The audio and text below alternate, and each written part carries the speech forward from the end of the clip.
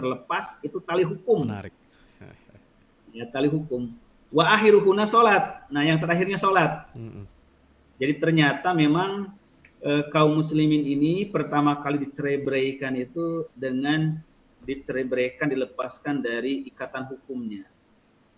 Maka kita saksikan di seluruh negeri muslim yang dijajah oleh bangsa-bangsa Eropa khususnya atau bangsa manapun, maka yang pertama kali mereka usahakan itu agar kaum muslimin terlepas dari tali hukum.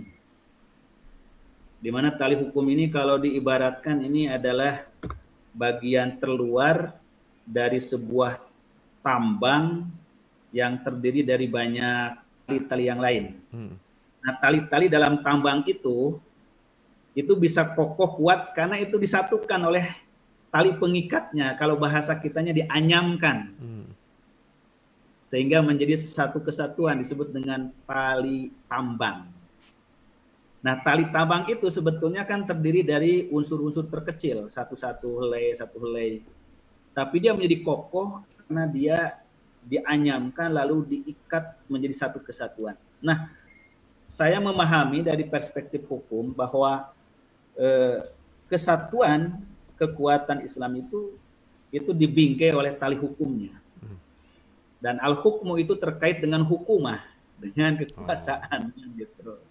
Terkait dengan al-hakim, orang-orang yang bijak yang menjadi penegak dari hukum itu. Nah, maka ketika aspek ini lepas, akan lemah aspek-aspek Islam yang lain. Dan itu memang terbukti di dalam sejarah. Ketika para penjajah Islam, penjajah ke negeri Islam itu telah menguasai negeri Muslim, yang pertama kali mereka cabut itu adalah hukum dari negeri tersebut. Nah, seperti Belanda pamannya menjajah Indonesia, maka yang pertama kali dilepaskan kaum muslimin ini adalah aspek hukum. Sholat dibiarkan, saum dibiarkan, ibadah yang lain dibiarkan, hukum-hukum keluarga dibiarkan. Tapi kalau bicara hukum kekuasaan, hukum dalam negara, itu mereka langsung ambil alih, tidak boleh. Nah, dan itu terus dampaknya sampai sekarang. Nah, inilah kemudian saya menjadi ingin menelusuri sebetulnya korelasi dakwah Islam dengan penegakan hukum itu di mana. Oh, ternyata memang di situ rahasianya. Memang puncak dari tegaknya agama Allah itu adalah supremasi hukum. Gitu. Dalam kehidupan kita beragama, bernegara, berbangsa. Demikian insya Allah. Ya. Nah, antara hukum Islam dengan hukum nasional ini dalam perspektif Dr. JJ ini bagaimana? Apakah selaras atau ada tarik ulur atau ada benturan atau ada bagaimana ini? Kita menyikapi masalah ini seperti apa? Baik, terima kasih. Pertama, memang sebetulnya ada yang perlu dipahami dengan clear. Pengertian hukum dalam konteks bahasa hukum, pengertian sekuler, liberal, atau dalam konteks nasional. Hukum dalam pengertian syariat Islam. Kalau hukum dalam konteks syariat Islam itu kan amat luas. Sangat luas sekali. Bahkan para ulama membagi, akhirnya dipisahkan antara ahkamul i'tiqadiyah, akidah, itu tidak masuk ke wilayah hukum syariah. Nah, hukum dalam konteks syariah dipisahkan, yaitu hukum amaliyah saja. Sehingga didefinisikan hukum dalam konteks syariah ini adalah kitabullah al-muta'alaq bi af'alil mukallafin. Nah, jadi dibatasi pada amaliyah lahiriah saja. Ternyata amaliyah lahiriah saja dalam syariat ini sangat luas sekali. Karena yang menyangkut amaliyah manusia dengan Allah, itu timbullah ahkamul ibadah. Ada amaliyah manusia dengan sesama manusia, timbullah ahkamul muamalah. Bahkan ada seorang manusia dengan keluarganya, hubungan harta, hubungan badan, timbullah itu hukum privat atau ahwalu syahsiyah.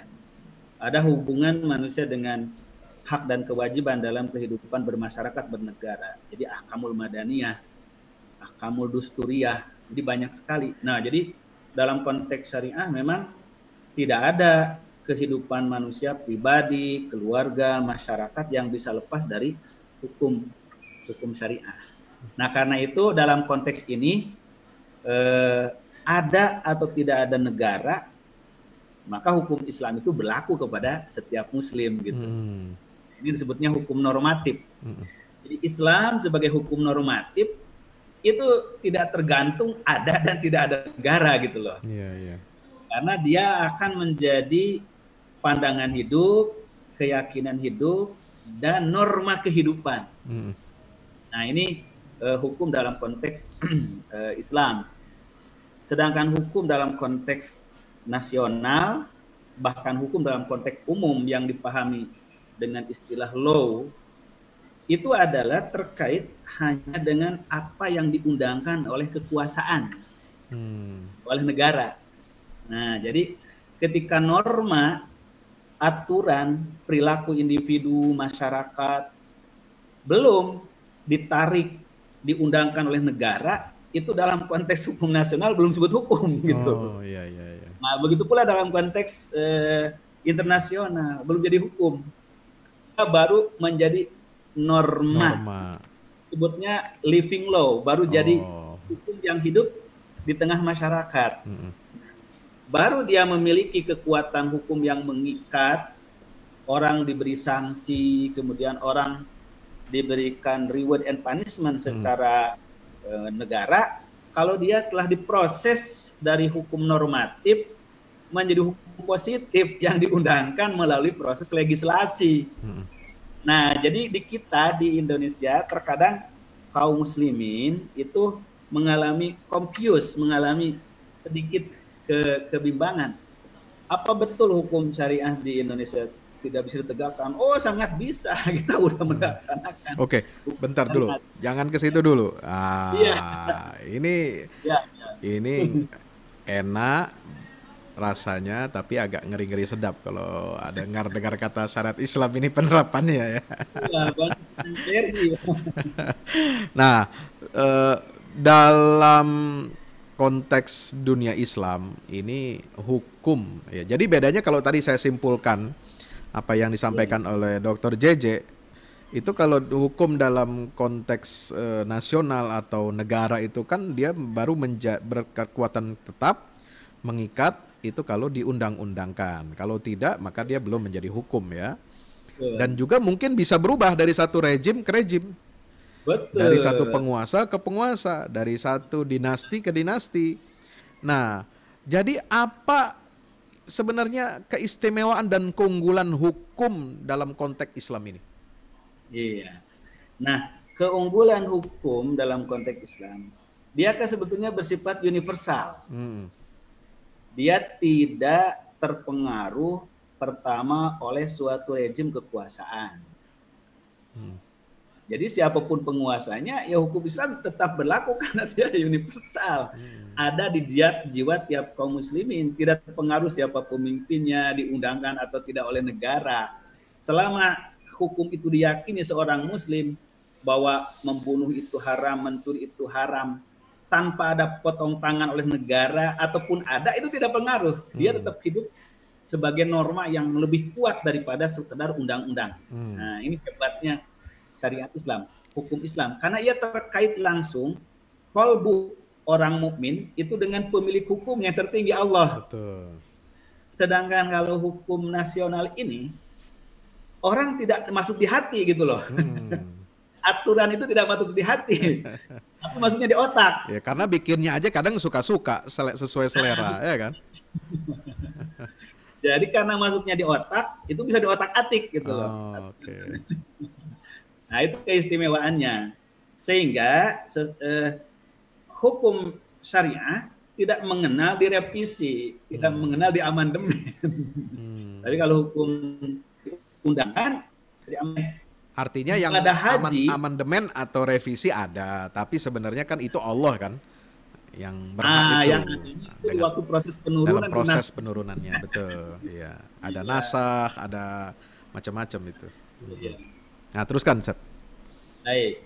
Nah, kemudian kalau dalam konteks nasional, ketika norma hukum agama itu telah menjadi keyakinan di perilaku, lalu ia ingin memiliki kekuatan yang mengikat secara negara, maka ia perlu proses pentakninan. Taknin ini Taknin, legislasi. legislasi. Proses legislasi ini bagaimana merubah norma yang ada dalam Al-Quran, ada dalam Sunnah, menjadi bahasa hukum nasional. Kalau Al-Quran kan begini, umpamanya pencuri baik laki-laki maupun wanita harus dipotong tangan. Itu kan bahasa normatif dalil agama. Itu belum bisa langsung dijadikan undang-undang. Dalam undang-undang bahasanya bukan begitu, umpamanya apa itu pencuri kan gitu. Berapa besarnya orang mencuri dikategorikan harus dihukum potong tangan atau hukum penjara atau hukum denda. Nah, proses pentakninan ini itu melewati beberapa fase. Fase pertama dari dalil Al-Quran dan hadis itu dijadikan fikih oleh para ulama. Nah, maka dalam fikih dibahas apa syarat orang yang mencuri bisa dipotong tangan, kemudian bendanya apa, berapa besarnya, pelakunya siapa, bagaimana. Itu disimpan dalam kitab fikih untuk jadi para fuqaha memfatwakan. Nah, ketika dari fikih itu mau jadi undang-undang yang dirumuskan, undang-undang oleh negara, maka proses legislasi atau proses taknin ditarik lagi dari fikih menjadi bahasa hukum negara, hukum nasional, yang tidak lagi mengacu kepada ayat sekian, surat sekian, tapi langsung menjadi bahasa. Ini menarik nih poin ini. Iya. Saya mau ambil misalnya ada orang begini ya. Iya. Quran kan itu kan kitab tertinggi, undang-undang tertinggi. Kalau dijadikan hukum positif jadi undang-undang, turun dong dia statusnya. Nah, kayak sekarang lah, Pancasila itu dasar negara, masa diturunin jadi undang-undang? Gimana Ustaz Jaja menjawab ini? Betul. Jadi Al-Quran itu terlalu rendah kalau dikatakan undang-undang itu negara, Al-Quran itu undang-undang. Terlalu rendah. Betul. Karena undang-undang ini kaitannya satu tadi dengan suatu negara. Negara Muslim terbesar di Indonesia belum tentu sesuai dengan negara Muslim di Mesir. Apple to apple belum tentu sama dengan di Pakistan. Nah, maka Al-Quran dan Sunnah Nabi tidak bisa dikategorikan sebagai undang-undang dalam sebuah negara. Tapi ialah sumber dari segala sumber perundang-undangan. Nah, jadi dia adalah mashadirul ahkamnya. Adapun dia menjadi undang-undangnya itu nanti akan dirumuskan dalam bentuk yang sesuai sistem hukum negara masing-masing. Di Mesir ada prosesnya, di Malaysia ada prosesnya, di Pakistan, di Indonesia. Nah, proses pengundangan menjadi bahasa negara, menjadi bahasa undang-undang negara, itu kewajiban para legislator. Makanya orang Muslim harus menjadi legislator agar sumber pengambilan pemahaman hukum itu dari nilai-nilai agama. Nah, kalau Al-Quran dijadikan undang-undang negara atau menjadi, itu berarti kita mendegradasi posisi Al-Quran untuk dunia kan gitu. Iya.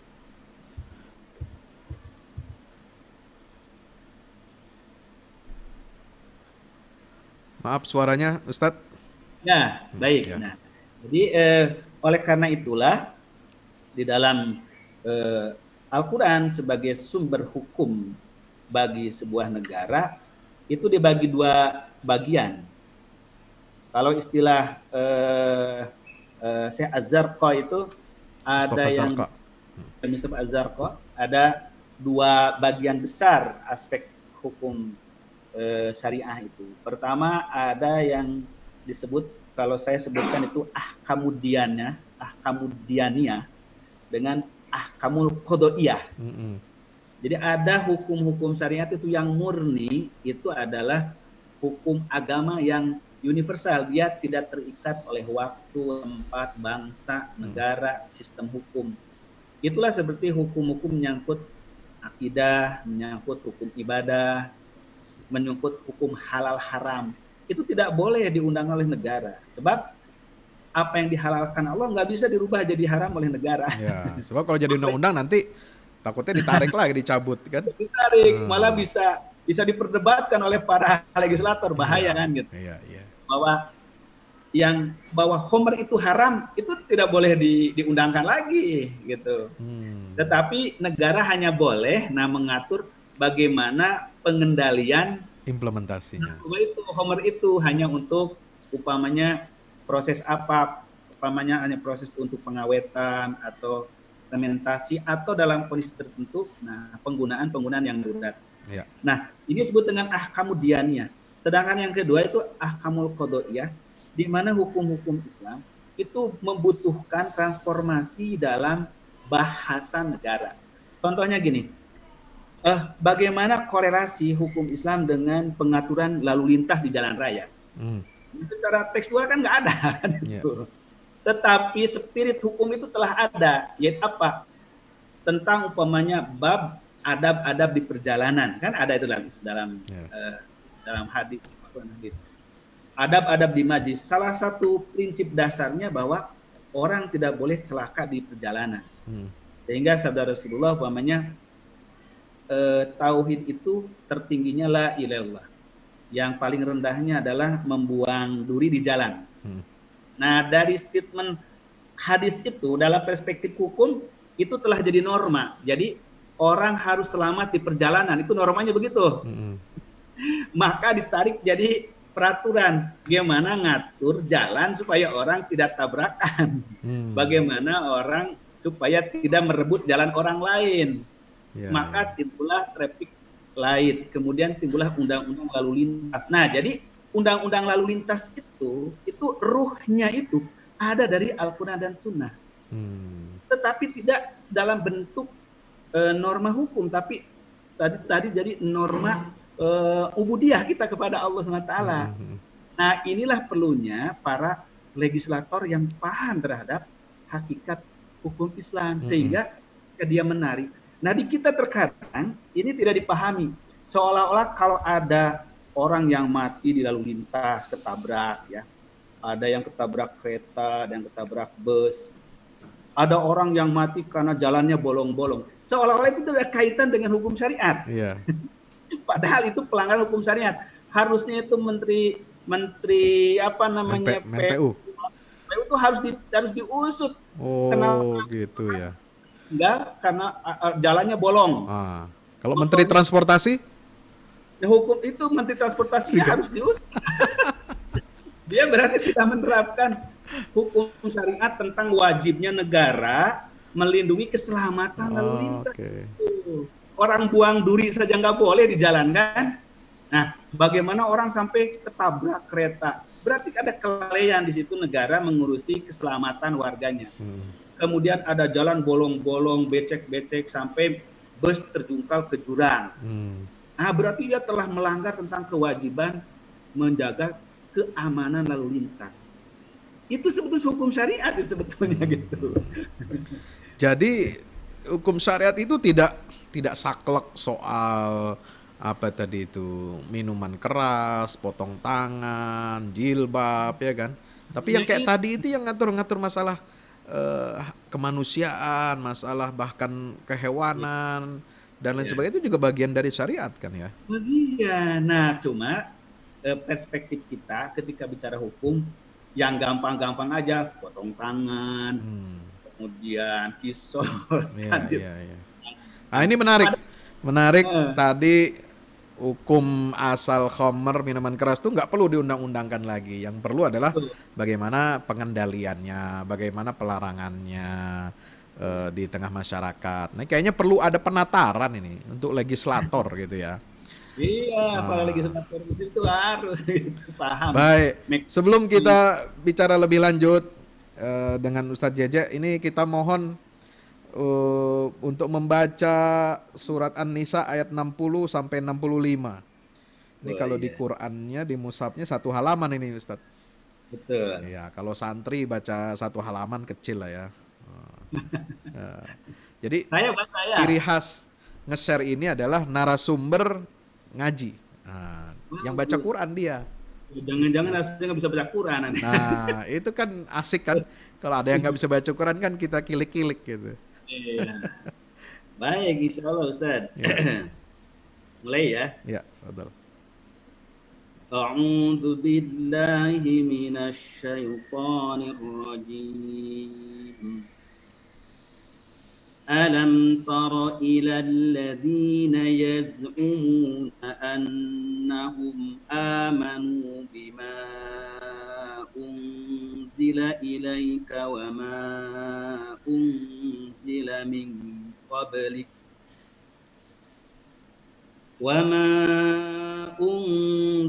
من قبلك يريدون أن يتحاكموا إلى الطاغوت وقد أمروا أن يكفروا به ويريد الشيطان أن يضلهم ضلالا بعيدا وإذا قيل لهم تعالوا إلى ما أنزل الله وإلى الرسول رأيت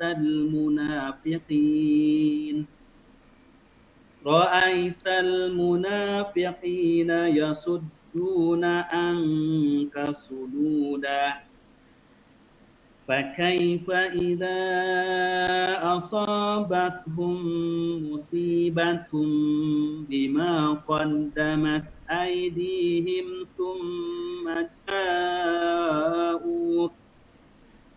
ثم جاءوك يحلفون بالله إن أردنا إلا إحسانا وتوفيقا أولئك الذين يعلم الله ما في قلوبهم فأعرض عنهم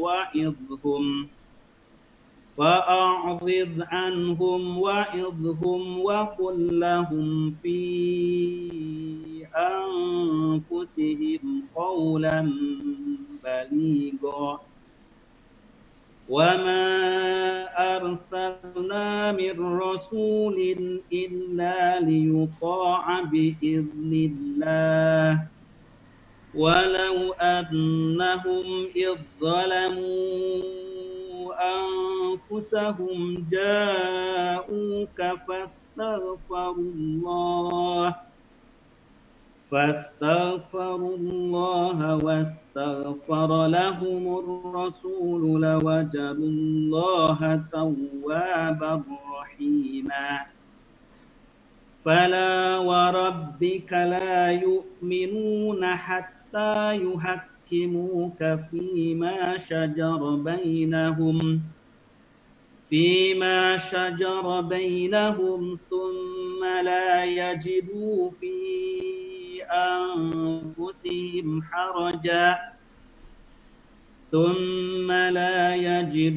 في أنفسهم حرجا مما قضيت ويسلموا ثم لا يجدوا في أنفسهم حرجا مما قضيت ويسلموا تسليما صدق الله العظيم. Alhamdulillah Rabbil Alamin. Allahumma arhamna bil Quran waj'alhu imaman lana. Ya Rabb, Alhamdulillah, begitu indah lantunan suara Al-Quran ini.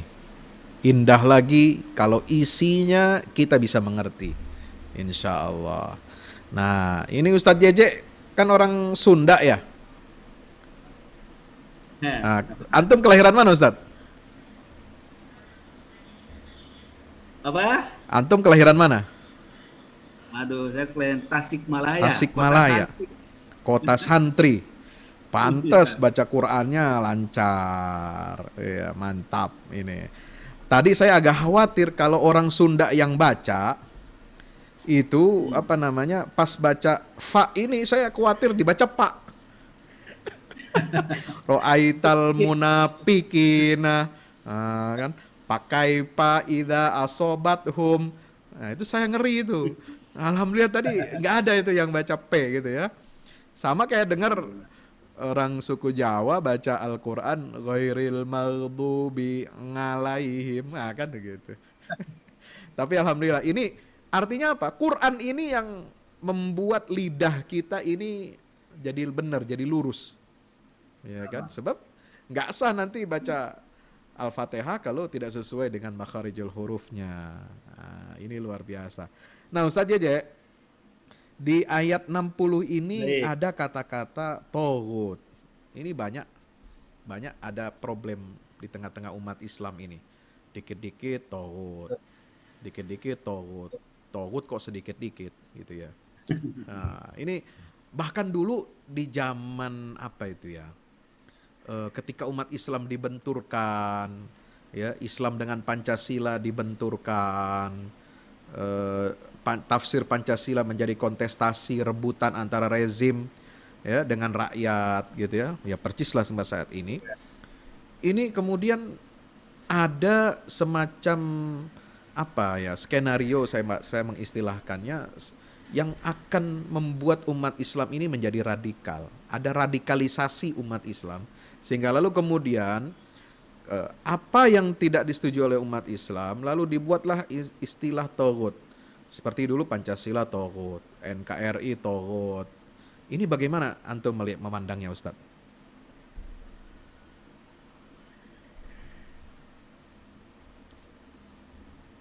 Halo? Masih bersama saya?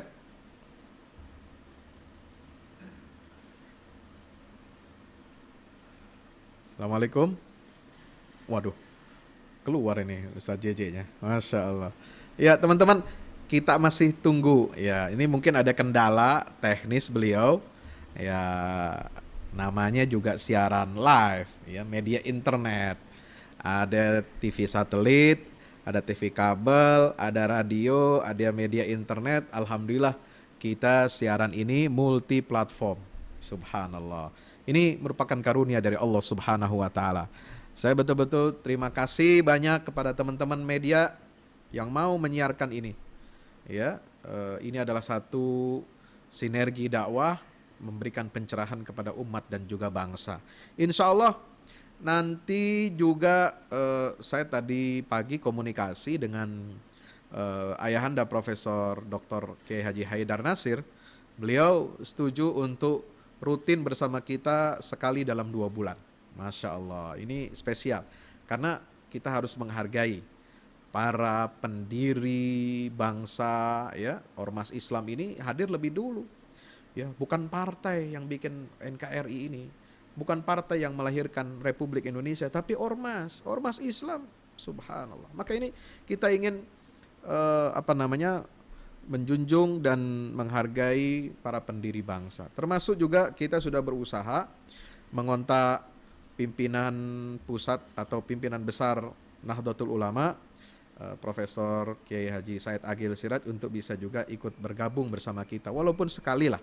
Ya, tapi ini kita masih terus usaha. Doain nih teman-teman ya supaya Pak Said Agil Siraj ini bisa tampil bersama kita memberikan pencerahan tentang keislaman dan kebangsaan. Ustadz Jaya suruh hadir lagi ya bersama kita. Oke. Siap Ustadz. Ada gangguan listrik ya. Siap, ada gangguan listrik. Terakhir pertanyaannya tadi antum masih ingat? Lupa nih kan tadi putus. Iya, ini kan ayat 60 ada istilah yatahakamu ila taghut. Orang munafik itu lebih cenderung untuk berhukum kepada taghut. Taghut ini kan didefinisikan segala sesuatu selain daripada Allah yang menandingi Allah. Ya berhala, ya sistem yang bertentangan dengan Islam, itu itulah taghut. Nah, di Indonesia ini kan sebenarnya Islam dan Pancasila is fine aja.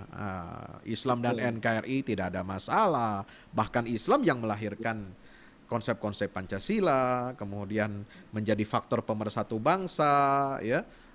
Tokoh Islam yang melahirkan NKRI seperti Pak Nasir. Sehingga tidak ada jarak gap antara Islam dan Pancasila ataupun dengan NKRI.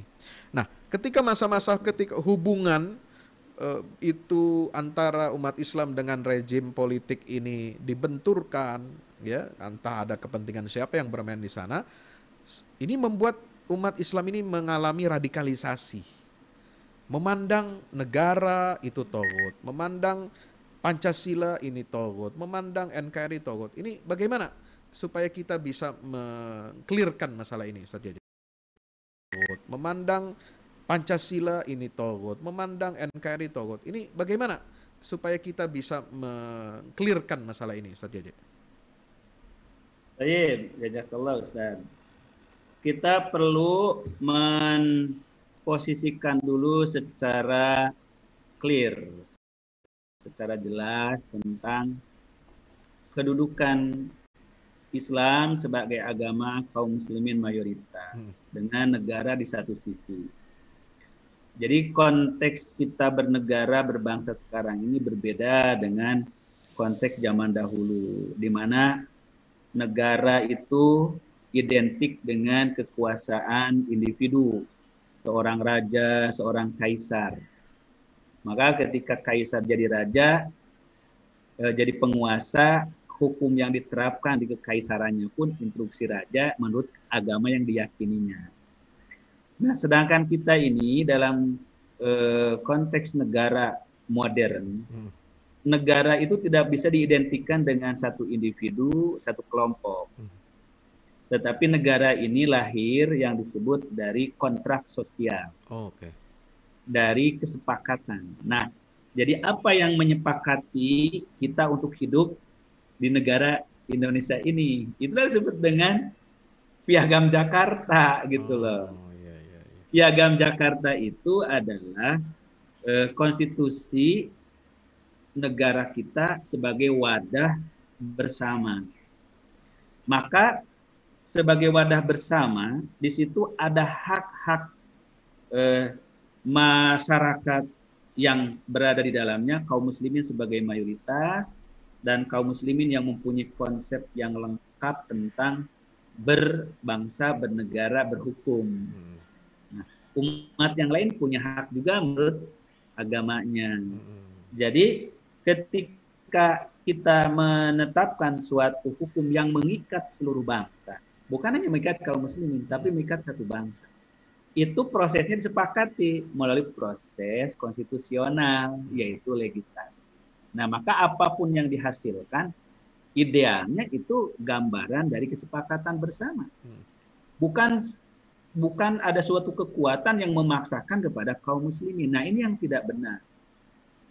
Walaupun dalam prakteknya memang seringkali ada kekuatan-kekuatan yang ingin bahwa yang mengatur negara ini kepentingan tertentu, sehingga substansinya sering bertolak belakang umpamanya dengan kaum muslimin.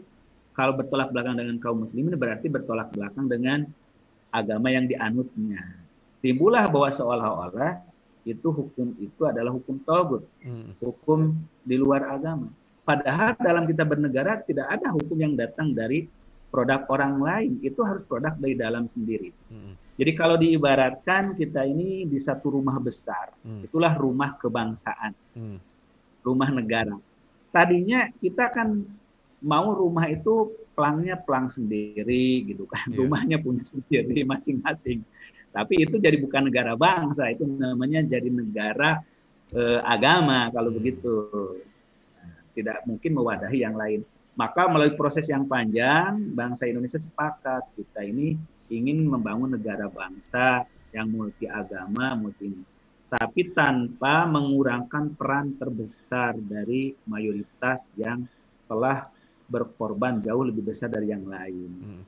Maka di dalamnya ada kesepakatan seluruh nilai-nilai hukum itu tidak boleh keluar dari prinsip akidah Islam. Itulah dituangkan dalam ketuhanan yang Maha Esa dengan kewajiban menjalankan syariat Islam bagi pemeluknya. Nah, jadi kaum muslimin tidak sedikit pun dikurangkan hak hukum agamanya. Maka tidak ada hukum thaghut yang masuk ke dalam kaum muslimin, nggak ada. Yang ada itu adalah hukum dalam konteks bersama di rumah negara ini, begitu. Itu yang ada. yang itu masing-masing dilihat bertentangan nggak dengan akidah kita, bertentangan nggak dengan akidah ibadah kita, tidak, baru bisa jalan, baru bisa lolos. Kalau tidak, belum bisa lolos. Nah, yang belum selesai ini barangkali adalah hukum-hukum yang diwariskan oleh produk penjajahan, seperti hukum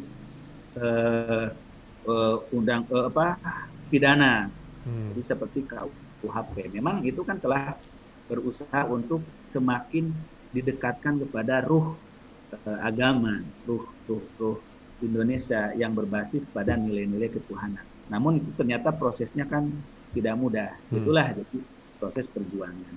Nah, jadi kita melihatnya dari konteks negara sebagai kontrak sosial. Ini negara kesepakatan. Maka kenapa umpamanya di Muhammadiyah ada konsep Darul Ahdi wa Syahadah, kan gitu. Kemudian DNU ada konsep Darus Salam. Nah, di kita juga ada konsep Darul Mitsaq. Ini adalah negeri di kita itu maksudnya Persis. Oke, Darul Mitsaq namanya ya. Nah, biar saya catat dulu nih, ingat-ingat nih, NU apa, Muhammadiyah apa, Persis apa. Ya, terus. Betul. Nah, jadi kita ini telah memposisikan dengan tepat, sehingga kalaupun ada keputusan atau ada perundang-undangan yang belum 100% atau secara substansi itu mengacu kepada nilai-nilai keislaman secara khusus dan nilai-nilai agama yang berketuhanan yang Maha Esa, itu sebahagiannya karena warisan dari penjajahan. Tapi itu jangan khawatir, karena suatu saat juga udah tidak sesuai, itu pasti dirubah gitu, suatu saat. Hanya masalah waktu saja. Dan bagaimana jadi bagaimana kekuatan para pakar hukum pidana Islam bisa mengadopsi nilai-nilai Islam itu hukum pidana. Terus terang aja, kita kan kebanyakan baru fikih ibadah, ilmu amalah, makanya sekarang bisa lebih leluasa berproses itu kan seperti hukum ekonomi syariah. Karena untuk pidana ini memang aspeknya lebih luas, gitu, demikian. Iya. Berarti kita tidak bisa menganggap ini negara togut dong. Ya kan? Tidak bisa. Pancasila togut nggak boleh dong kita bilang begitu, ya nggak? Karena ini adalah hasil rumusan daripada para ulama kita berdasarkan nilai-nilai Al-Quran, gitu ya. Kalau kita terjebak kepada ungkapan seperti itu, berarti ini kan sepertinya ada permainan yang sengaja dimainkan oleh orang pihak tertentu ini. Betul. Menjadikan umat ini menjadi radikal, menjadi mudah tertuduh teroris, ingin mengubah Pancasila, ingin menentang NKRI. Nah, sekarang yang saya tanya, gimana mau mengubah Pancasila? Ya, sekarang kan yang mau dalam tanda petik nih ya, jangan rame-rame gitu kan. Yang mau mengubah Pancasila siapa nih, bos? Nah, kan begitu. Kan kalau orang di jalanan nggak bisa, yang bisa di parlemen, betul kan, Ustaz? Betul. Iya. Masya Allah. Berarti ini banyak yang bertanya, hukum syariah, hukum Islam ini di negara kita sudah diterapkan belum sih? Ya, betul. Jadi kalau bertanya apakah hukum syariah yang sudah diterapkan, sudah sangat diterapkan. Kalau kita ukurannya umpamanya adalah tadi ada hukum mubudiyah, hukum muamalah, hukum jinayah. Jadi yang belum tercapai kaum muslimin ini kan beberapa aspek jinayah, seperti kisos. Tapi dalam tataran tertentu hukum mati ada di Indonesia. Betul. Nah, yang berbeda itu adalah kriteria dan karakteristik. Itu sebetulnya kriteria dan karakteristik itu kan masuknya wilayah fikih istihadiyah. Yang penting bahwa hukuman mati itu ada, gitu. Itu ada. Nah, tetapi kriteria dan prosedur serta karakteristiknya itu yang mungkin bisa direvisi, dirubah dalam KUHP. Itu caranya bagaimana? Kalau mau memasukkan unsur hukum jinayah atau pidana Islam, apakah dengan masuk melalui RUU KUHP atau merevisi undang-undang peradilan agama, misalnya diperluas nih, Ustadz? Kan peradilan agama sekarang cuma ngurusin masalah kawin, cerai, ya, Ya, kemudian masalah ahwal saksiyah ya, hukum warisan, privat gitu ya. warisan. Nah, Ya. itu bagaimana itu? Menurut antum yang Jadi itu efektif memang bagaimana? nanti begini, pertama ketika substansi KUHP ada perubahan, seperti bagaimana definisi zina. Ini kan masih menggunakan definisi Belanda, sehingga tidak dikategorikan zina orang suka sama suka dan dia tidak terikat oleh perkawinan yang lain. Ini kan bahaya. Nah, jadi para penegak hukum belum bisa menghukum pezina karena memang definisi zinanya begitu. Kemudian yang kedua, upamanya definisi pencurian, kemudian homer dan lain sebagainya. Nah, kalau substansi KUHP itu di zaman Kementerian Hukum dan HAM-nya Prof. Yusril itu sudah dibuat beberapa rancangan. Nah, RUU KUHP itu dimasukkan poin-poin yang sedikit demi sedikit secara gradual itu definisi-definisi dan substansi-substansinya itu mengacu kepada norma-norma hukum syariah. Kalau itu telah diganti, nah nanti mungkin masuk umpamanya ke kompetensi pengadilannya.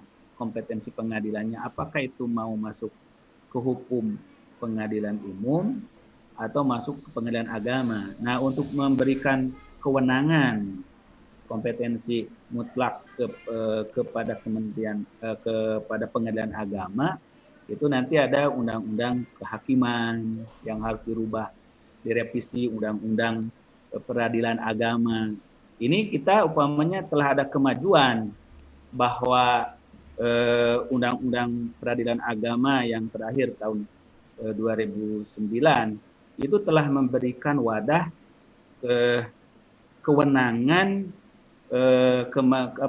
pengadilan agama itu bukan hanya lagi masalah nikah, rujuk, cerai, warisan, tapi sudah mulai masuk kepada hukum ekonomi syariah. Nah, Okay. dan khusus untuk di daerah otonomi khusus Aceh itu sudah diberi kewenangan pengadilan agama itu adalah di bidang jinayah itu maka dengan adanya mahkamah syariah di Aceh. Nah, jadi itu bertahap.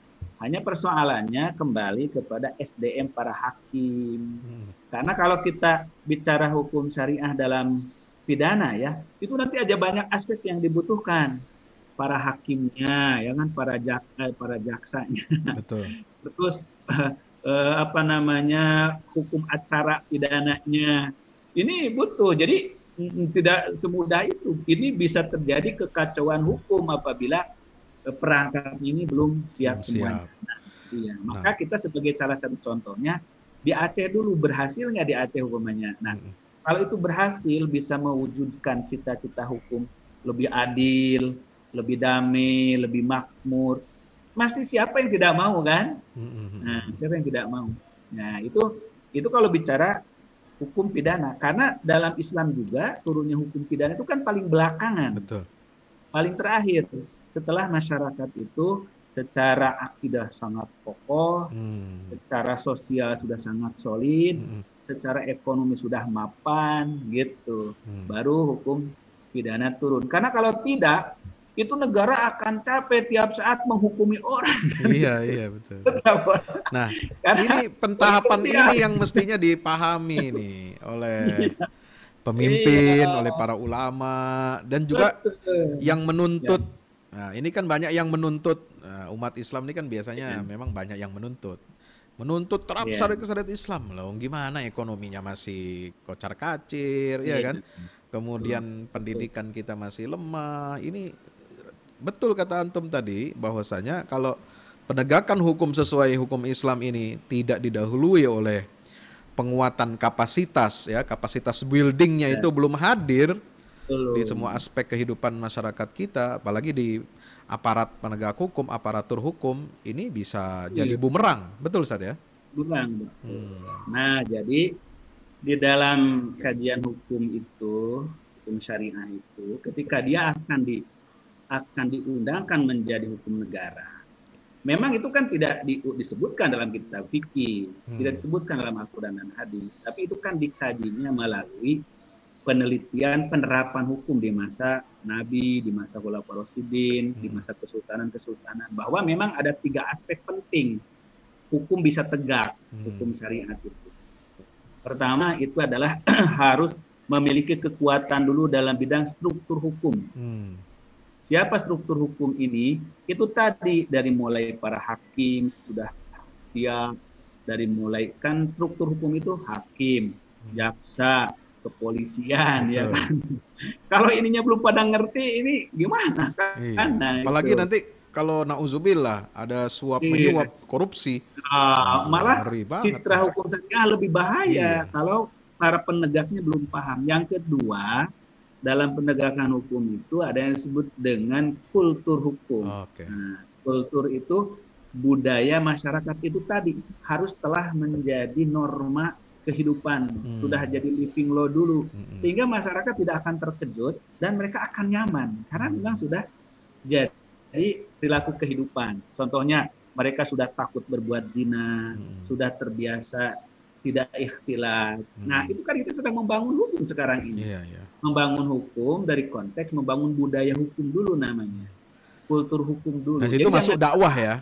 Masuk dakwah. Jadi jangan dianggap kita sedang berdakwah itu tidak sedang menegakkan syariat, ini sedang menegakkan. Nah, itu kultur poin pentingnya. Kita tuh sedang menegakkan syariat melalui kulturnya dulu. Iya. Ini maunya tahu-tahu ujung-ujung hukum, undang-undang, ya kan, KUHP harus. Nggak bisa sena baru tanpa itu ada dakwah. Baru yang ketiga itu substansi hukum. Substansi itu nomor terakhir Ya. Kalau kultur udah kuat, struktur udah kuat, orang otomatis substansinya pengen yang benar, itu yang bagus kan. Nah itu gitu. Jadi jangan parsial kita memahami penegakan hukum agama itu. Ini 3 hal harus terpenuhi. Kalau tidak terpenuhi, itu jangan berharap hukum itu bisa tegak. Masya Allah, luar biasa. Ini perbincangan kita sore hari ini mengenai masalah hukum ternyata begitu menarik ya teman-teman ya. Dimensinya ini menarik. Saya sore ini demi Allah ini saya harus katakan, saya ini biasa menggeluti ilmu tafsir, ilmu Al-Quran. Ini sore ini dapat kuliah tentang falsafah hukum, tentang teori-teori hukum, ini padat sekali ini. Iya, 4 SKS Ustaz ya. Iya. Dan ini langsung materi yang ada di pasca sarjana nih. Iya. Langsung intinya. Jadi Ustadz JJ belajar ilmu hukum 20 tahun, saya serap dalam 1 jam. Wah, ini keren. Masya Allah. Nah, Ustadz JJ terakhir pertanyaan sebelum kita akhiri. Di sini kan posisi sentral Rasulullah ya, ayat 65 itu fala warabbika la yu'minun hatta yuhakkimuka fima syajara bainahum thumma la yajidu fi anfusihim harajan mimma qadaita wa yusallimu taslima. Untuk sampai taslim itu kan enggak mudah ya. Dia harus tahu kedudukan Allah, dia harus tahu kedudukan Rasul, dia tahu sehingga cinta, dia tunduk patuh, dia merenungi alam semesta, dia menghiasi diri dengan akhlak. Apa pesan dari Dr. JJ untuk generasi muda ya, dan secara umum umat Islam di Indonesia ini dalam menyikapi problematika hukum di Indonesia kaitannya dengan hukum agama? Jadi singkatnya, kita ini tunduk patuh secara ikhlas, secara sukarela. Karena kita yakin akan kebenaran sesuatu. Selain yakin itu benar, kita yakin memberi manfaat dan kelezatan. Manusia ini hanya akan tunduk patuh kepada sesuatu yang menurut dirinya benar, menurut dirinya itu lezat. Sekarang benar tapi nggak lezat, belum tentu juga. Nah, dalam bahasa hukum itulah yang tadi, ini prosesnya ini membangun kultur gitu loh.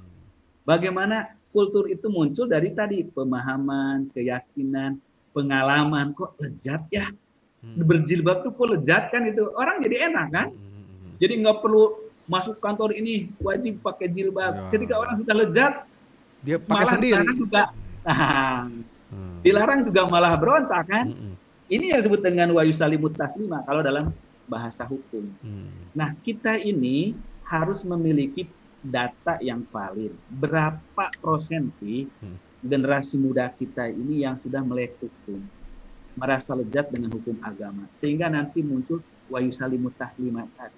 Kalau sudah wa yusallimu taslima itu, kalau substansi hukumnya itu gampang nanti gitu. Yang penting mereka sudah merasa tadi, sehingga dia jadi hakim, dia jadi jaksa, jadi polisi, itu udah menikmati dengan hukum agama yang diatur oleh Rasulnya, sehingga wa yusallimu taslimanya itu benar-benar tunduk patuh. Nah, jadi kuncinya memang seperti yang ditempuh oleh Dr. Fahmi Salim ini, yaitu melalui sosialisasi, edukasi, terus yang tidak boleh merasa jenuh. Nanti makin meluas pemahaman umat, makin sadar, makin nikmat, maka akan mudah untuk tunduk patuh, insya Allah. Amin, amin ya rabbal alamin. Karena memang salah satu misi dan tujuan nge-share ini adalah ya kita memberikan sosialisasi, awareness kepada umat, kepada bangsa.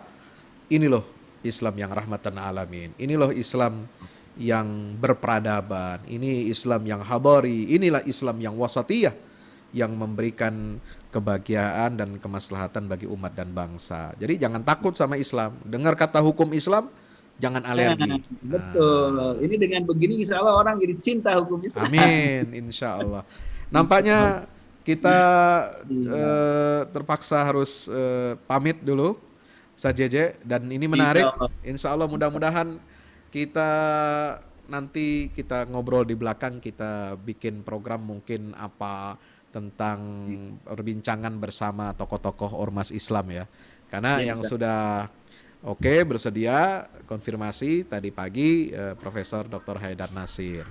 Nah, dari Persis barangkali nanti Ustadz JJ dan perwakilan siapa, atau mungkin Ustadz Aceh langsung, Ketua Umum. Nah, ini insya Allah mudah-mudahan bisa dijembatani oleh Dr. JJ. Dan kita terus berusaha, doain ya teman-teman, supaya kita bisa gandeng nih Kiai Said Agil Sirat. Walau bagaimanapun ini beliau adalah tokoh besar, ormas besar, jasanya ormas ini kepada bangsa Indonesia, kepada umat Islam juga sangat besar. Kita nggak bisa pungkiri itu. Insya Allah mudah-mudahan Allah mudahkan ya, kita bisa bersama-sama beliau dan juga tokoh-tokoh yang lainnya.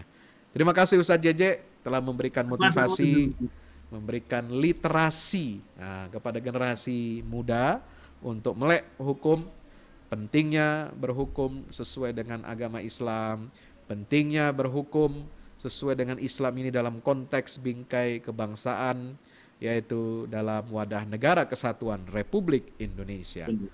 Hadanallahu wa iyyakum ajma'in. Mari kita tutup dengan baca kafaratul majlis. Subhanakallahumma bihamdika asyhadu an la ilaha illa anta astaghfiruka wa atubu ilaik. Insyaallah kita akan ketemu besok teman-teman, hari Kamis ya. Jangan lupa tanggal 23 Juli. Narsum kita adalah seorang diplomat senior ya, mantan kepala Pusdiklat Kemenlu Republik Indonesia dan juga mantan duta besar Republik Indonesia untuk Polandia. Dia adalah Dubes Haspohan.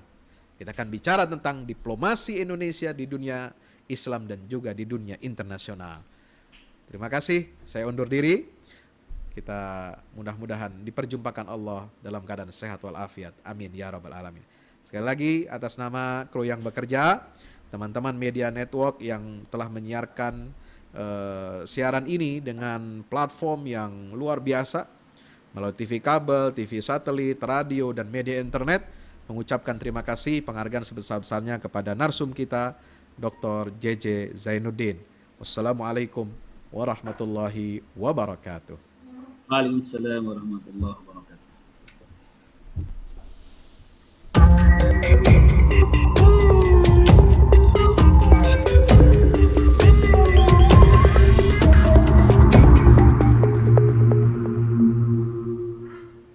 Teman-teman, assalamualaikum warahmatullahi wabarakatuh. Waalaikumsalam warahmatullahi wabarakatuh. Kita itu dituntut jadi guru. Wah, nggak bisa. Yaudah jadi santri. Nggak bisa juga. Minimal lo bantu orang yang menjadi guru.